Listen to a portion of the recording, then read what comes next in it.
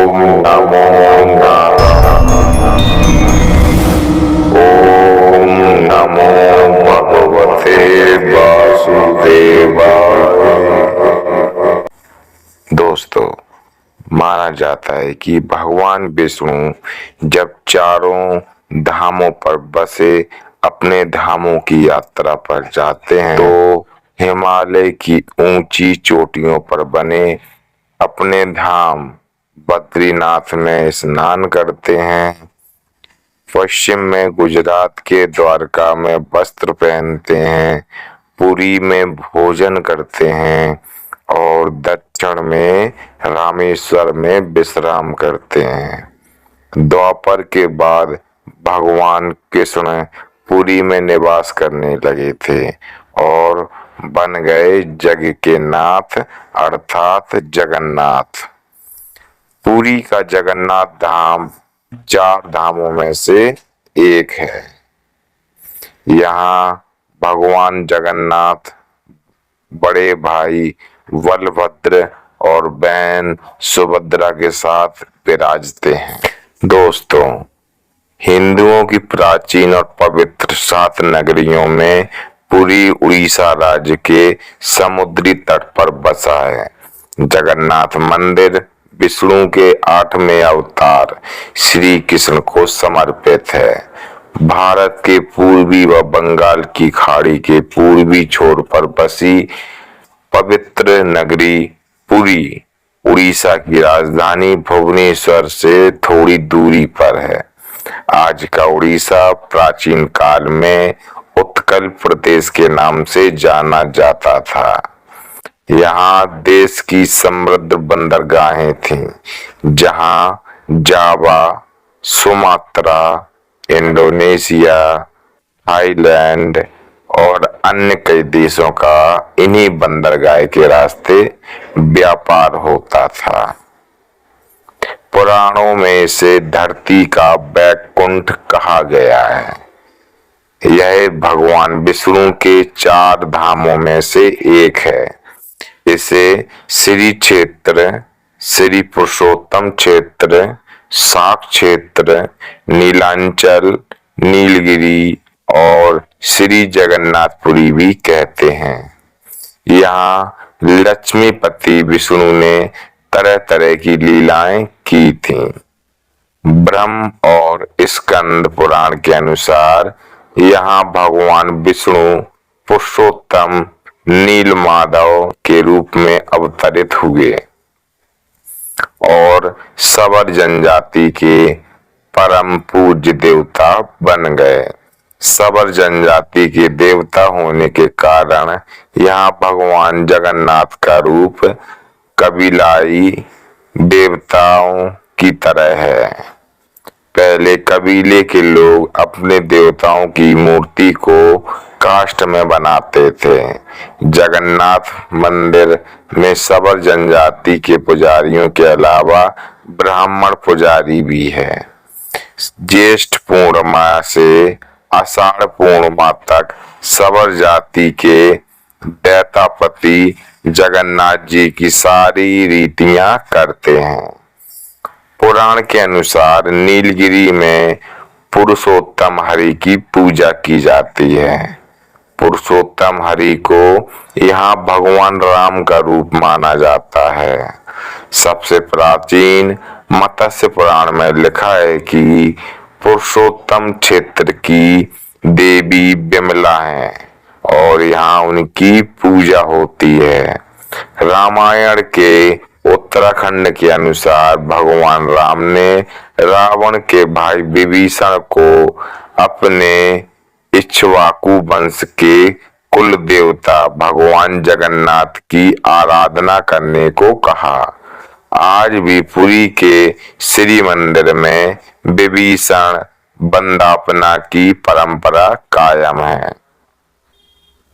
स्कंदपुरी में पुरी धाम का भौगोलिक वर्णन मिलता है। स्कंद पुराण के अनुसार पुरी एक दक्षिणावर्ती शंख की तरह है और यह 5 कोस यानी 16 किलोमीटर क्षेत्र में फैला है।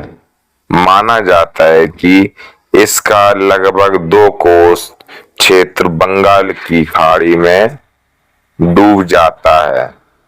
इसका उदर है समुद्र की सुनहरी रेत, जिसे महोदधि का पवित्र जल धोता रहता है।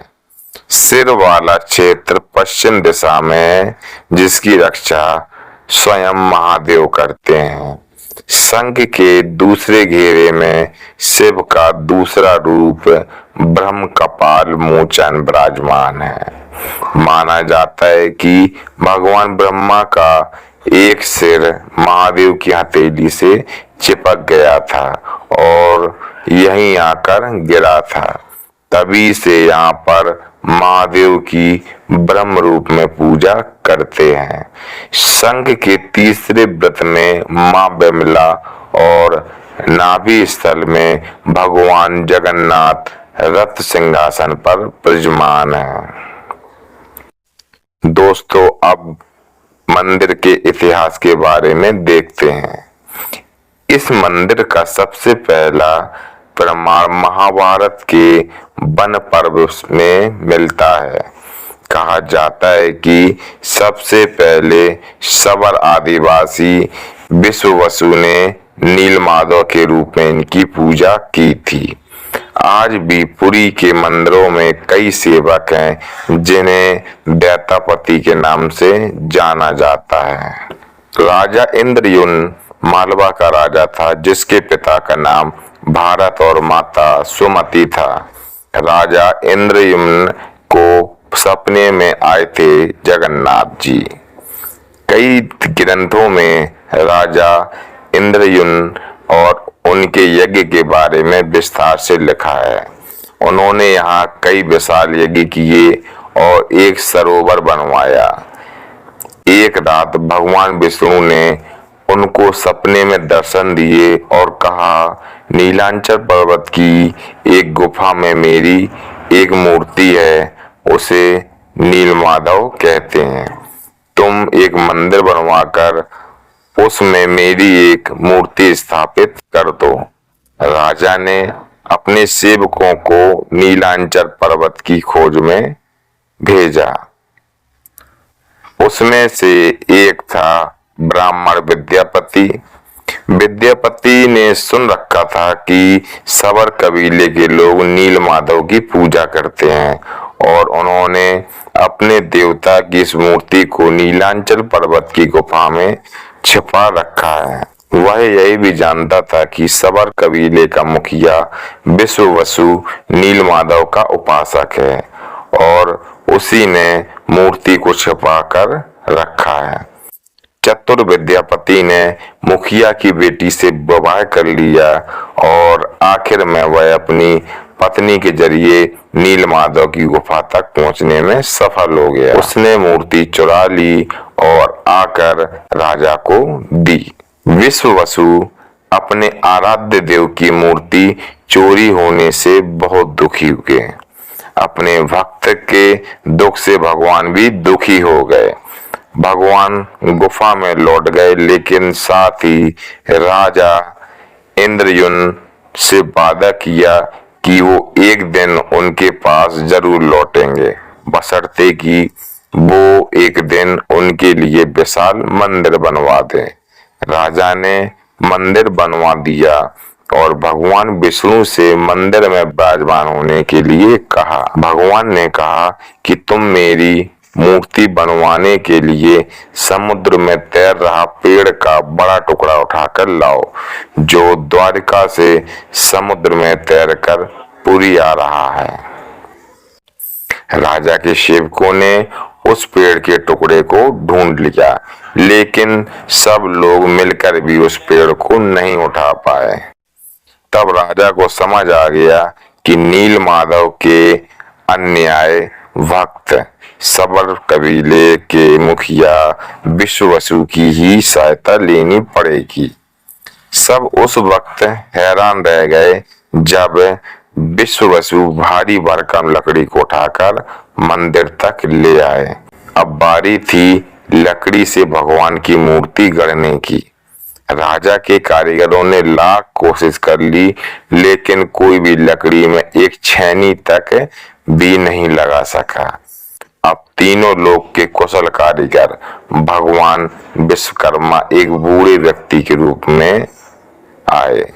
उन्होंने राजा को कहा कि वो नील माधव की मूर्ति बना सकते हैं, लेकिन साथ ही उन्होंने अपनी शर्त भी रखी कि वे 21 दिन में मूर्ति बनाएंगे और अकेले में बनाएंगे। कोई उनको बनाते हुए नहीं देख सकता। उनकी शर्त मान ली गई। लोगों को आरी, छेनी, हथौड़े की आवाजें आती रहीं। राजा इंद्रयुम्न की रानी गुड़ीचा अपने को रोक नहीं पाई और वह दरवाजे के पास गई तो उसे आवाज सुनाई नहीं दी। वह घबरा गई। उसे लगा कि बूढ़ा कारीगर मर गया है। उसने राजा को इसकी सूचना दी। अंदर से कोई आवाज सुनाई नहीं दे रही थी। अंदर से कोई आवाज सुनाई नहीं दे रही थी तो राजा को भी ऐसा ही लगा। सभी शर्तें और चेतावनियों को दरकिनार करते हुए राजा ने कमरे का दरवाजा खोलने का आदेश दिया। जैसे ही कमरा खोला गया तो बूढ़ा आदमी गायब था और उसमें 3 अधूरी मूर्तियां मिली। भगवान नील माधव और उनके भाई के छोटे छोटे हाथ बने थे, लेकिन उनकी टांगे नहीं, जबकि सुभद्रा के हाथ पांव ही नहीं बन पाए थे। राजा ने इसे भगवान की इच्छा मानकर इन्हीं अधूरी मूर्तियों को स्थापित कर दिया। तब से लेकर आज तक तीनों भाई बहन इसी रूप में विद्यमान हैं। वर्तमान में जो मंदिर है वह 7वीं सदी में बनवाया था। हालांकि इस मंदिर का निर्माण ईसा पूर्व 2 में भी हुआ था। स्थित मंदिर 3 बार टूट चुका है। 1174 ईस्वी में उड़ीसा शासक अनंग भीम देव ने इसका जीर्णोद्धार करवाया था। मुख्य मंदिर के आसपास लगभग 30 छोटे बड़े मंदिर स्थापित हैं। अब देखते हैं कि अगला क्या चमत्कार है इस मंदिर में। श्री जगन्नाथ मंदिर के ऊपर स्थापित लाल ध्वज सदैव हवा के विपरीत, ऐसा किस कारण होता है यह तो वैज्ञानिक भी नहीं बता पाए, लेकिन निश्चय ही आश्चर्यजनक बात है। यही भी आश्चर्य है कि प्रतिदिन शाम होते ही मंदिर के ऊपर स्थापित ध्वज को मानव द्वारा उल्टा चढ़कर बदला जाता है। ध्वज भी इतना भव्य है कि जब यह लहराता है तो इसे सब देखते ही रह जाते हैं। ध्वज पर शिव का चंद्र बना हुआ है। अब इसका एक चमत्कार और भी है, वह है कि यह दुनिया का सबसे भव्य और ऊंचा मंदिर है। यह मंदिर 4 लाख वर्ग फुट में फैला हुआ है और इसकी ऊंचाई लगभग 214 फुट है।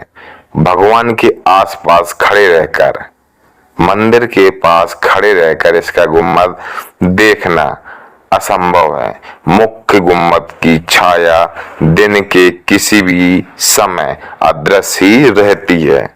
हमारे पूर्वज कितने बड़े इंजीनियर रहे होंगे, यह इस मंदिर के उदाहरण से समझा जा सकता है। पुरी के मंदिर का यह भव्य रूप 7वीं शताब्दी में निर्मित किया गया था। अगला चमत्कार है कि पुरी में किसी भी स्थान से आप मंदिर के शीर्ष पर लगे सुदर्शन चक्र को देखेंगे तो वह सदैव अपने सामने ही लगा दिखेगा। इसे नील चक्र भी कहते हैं। यह अष्टधातु से निर्मित है और अति पावन और पवित्र माना जाता है। 5वां चमत्कार है इसका कि मंदिर के ऊपर गुम्बद के आसपास कोई पक्षी उड़ता नहीं देखा गया। इसके ऊपर से कोई विमान नहीं उड़ाया जा सकता। मंदिर के शिखर के आसपास पक्षी उड़ते नजर नहीं आते, जबकि देखा गया है कि भारत के अधिकतर मंदिरों के गुम्बदों पर पक्षी बैठे जाते हैं या आसपास उड़ते नजर आते हैं। अगला चमत्कार है इसमें कि 500 रसोइयां 300 सहयोगियों के साथ बनते हैं। भगवान जगन्नाथपुरी का प्रसाद लगभग 20 लाख भक्त करते हैं। यहाँ भोजन कहा जाता है कि मंदिर में प्रसाद कुछ हजार लोगों के लिए ही क्यों ना बनता हो, लेकिन इससे लाखों लोगों का पेट भर सकता है। मंदिर के अंदर पकाने के लिए भोजन की मात्रा पूरे वर्ष के लिए रहती है। प्रसाद की एक भी मात्रा कभी भी व्यर्थ नहीं जाती। मंदिर की रसोई में पकाने के लिए 7 बर्तन एक दूसरे पर रखे जाते हैं और सब कुछ लकड़ी पर ही पकाया जाता है। इस प्रक्रिया में शीर्ष बर्तन की सामग्री पहले पकती है, फिर क्रमशः नीचे की तरफ एक के बाद एक पकती चली जाती है, अर्थात सबसे ऊपर रखा बर्तन का खाना पहले पक जाता है ना चमत्कार। 7वां चमत्कार देखते हैं कि मंदिर के सिंहासन में पहला कदम प्रवेश करते ही मंदिर के अंदर से आप सागर द्वारा निर्मित किसी भी ध्वनि को नहीं सुन सकते। आप एक ही कदम को पार करते हैं तब आप इसे सुन सकते हैं। इसे शाम को स्पष्ट रूप से अनुभव किया जा सकता है। इसी तरह मंदिर के बाहर स्वर्ग द्वार है। इसी तरह मंदिर के बाहर स्वर्ग द्वार है जहां पर मोक्ष प्राप्ति के लिए सब जलाए जाते हैं, लेकिन जब आप मंदिर के बाहर निकलेंगे तभी आपको लाशों के जलने की गंध महसूस होगी। 8वां चमत्कार है कि यहाँ श्री कृष्ण को जगन्नाथ कहते हैं। जगन्नाथ के साथ उनके भाई बलभद्र यानी कि बलराम और बहन सुभद्रा विराजमान है। तीनों की ये मूर्तियां काष्ठ की बनी हुई हैं।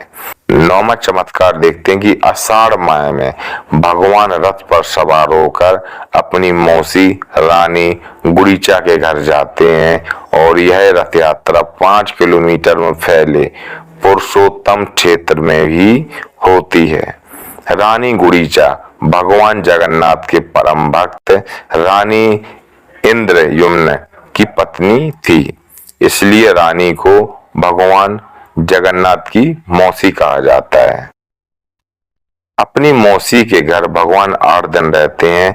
आषाढ़ शुक्ल दशमी को वापसी की यात्रा होती है। 10वां चमत्कार है कि माना जाता है कि 3 बार समुद्र ने जगन्नाथ जी के मंदिर को तोड़ दिया था। कहते हैं कि महाप्रभु जगन्नाथ ने वीर मारुति हनुमान जी को यहाँ समुद्र को नियंत्रण करने हेतु नियुक्त किया, परंतु जब तब हनुमान भी जगन्नाथ बलभद्र और सुभद्रा के दर्शन का लोभ संवरण नहीं कर पाते थे। वे प्रभु के दर्शन के लिए नगर में प्रवेश कर जाते थे। ऐसे में समुद्र भी उनके पीछे नगर में प्रवेश कर जाता था। केसरी नंदन मारुति जी की इस आदत से परेशान होकर जगन्नाथ महाप्रभु ने हनुमान जी को यहाँ स्वर्ण बेड़ी से आबद्ध कर दिया। यहाँ जगन्नाथपुरी में ही भगवान तट पर बेदी हनुमान का प्राचीन एवं प्रसिद्ध मंदिर है। भक्त लोग बेड़ी में जगड़े हनुमान जी के दर्शन करने के लिए आते हैं। अंत में हम कुछ अज्ञात बातें भी करेंगे इस मंदिर के बारे में। महान सिख सम्राट महाराणा रणजीत सिंह ने इस मंदिर को प्रचुर मात्रा में स्वर्ण दान दिया था, जो कि उनके स्वर्ण मंदिर अमृतसर को दिए गए स्वर्ण मंदिर से कहीं अधिक था। 5 पांडव भी अज्ञातवास के दौरान भगवान जगन्नाथ के दर्शन करने आए थे।